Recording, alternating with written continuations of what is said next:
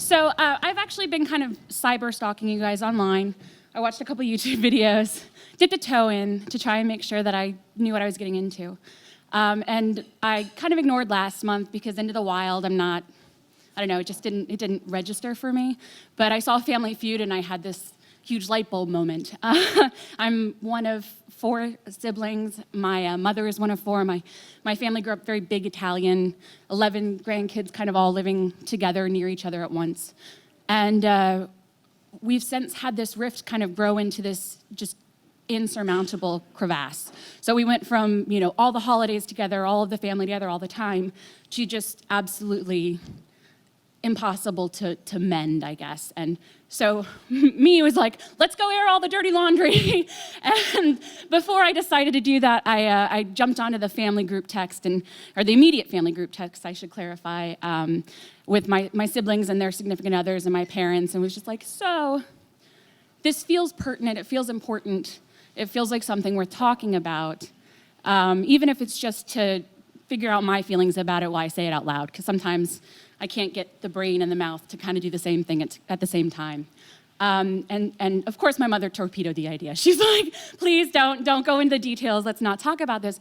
But as I was kind of mulling on why she wasn't comfortable discussing her relationship with her sisters and her mother, and how that kind of filtered into our relationship as siblings and as children and as nieces and nephews, that there were more of those things that kind of existed in our family, and that the feud itself didn't need to necessarily be a physical or a verbal kind of act, that in our family, the real family feud is with depression, and it's with anxiety, and it's with these fears of failure and these expectations of success, and what that does between the intergenerational dynamics, and how ugly it can get.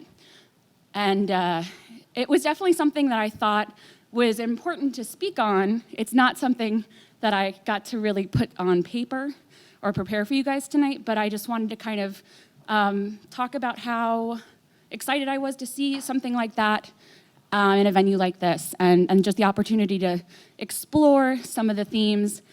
Didn't know how long 5 minutes in front of a crowd would feel like. Also didn't know if there was going to be like a warning at 4 minutes, so I would know to start finishing my thoughts. But it just, I think it's one of those moments where you just jump in, feet first, and try and figure it out on the way down.